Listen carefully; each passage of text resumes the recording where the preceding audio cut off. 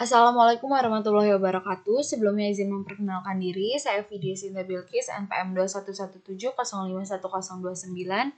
dari kelas D Program Studi S1 Ilmu Komputer. Pada kesempatan kali ini, saya akan membuat video dalam rangka memenuhi tugas teori bahasa dan automata dengan materi yang akan dibahas yaitu mengenai pohon penurunan.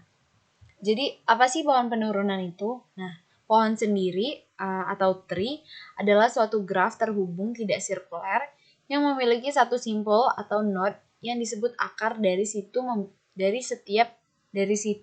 memiliki lintasan ke setiap simpul. Nah, sedangkan pohon penurunan atau derivation tree atau parse tree berguna untuk menggambarkan bagaimana memperoleh suatu string atau untai dengan cara menurunkan simbol-simbol variabel menjadi simbol-simbol terminal. Nah, di sini ada contoh. Kita kan sebelumnya udah belajar mengenai atonom produksi.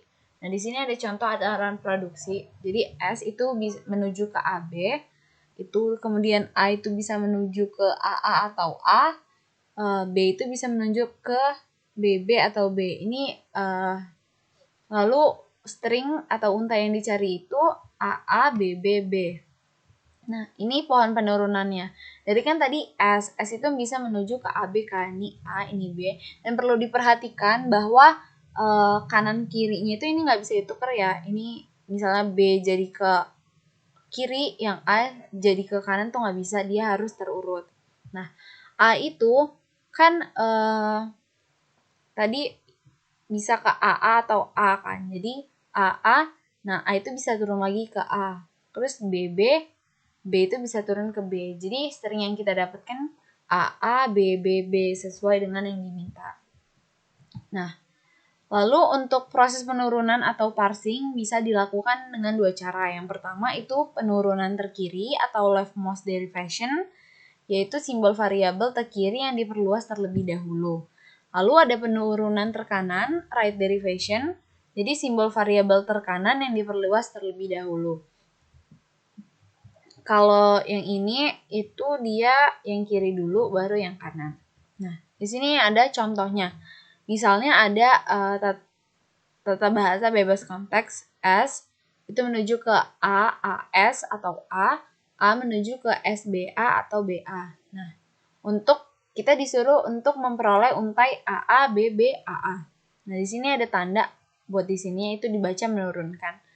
Jadi S itu menurunkan AAS, kemudian ini turun jadi A, S, B, A, S, AA, B, A, S, AA, B, B, A, S, AA, B, B, AA, menghasilkan ini. Sama ini bisa lihat yang kanan. Kan ini proses penurunannya beda ya, tapi nanti mereka bakal punya pohon penurunan yang sama. Ini contohnya. Jadi kan S tadi, terus AA, S. Kemudian A ini turun. A turun ke S, B, A. Jadi S-nya turun ke A, A-nya turun lagi, baru yang S turun ke A. Nah, kemudian di dalam pohon penurunan itu ada yang namanya ambiguitas. Jadi ambiguitas itu akan terjadi apabila terdapat lebih dari satu pohon penurunan yang berbeda untuk memperoleh suatu untai. Jadi kalau misalnya kita menurunkan atau kita nyari untai dengan pohon penurunan.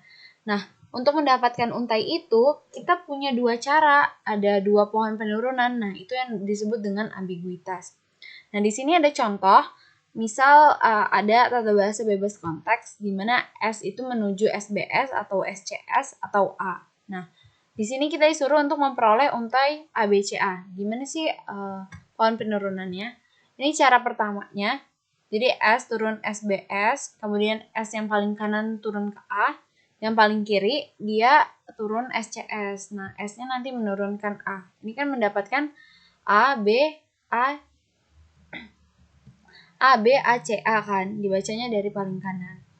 Nah, ini juga ada cara kedua. Dia pertama turun SCS dulu, baru SBS, baru nanti A, B, A, C, A. Ini kan ada dua cara. Ada dua pohon penurunan. Nah, ini disebut sebagai ambiguitas.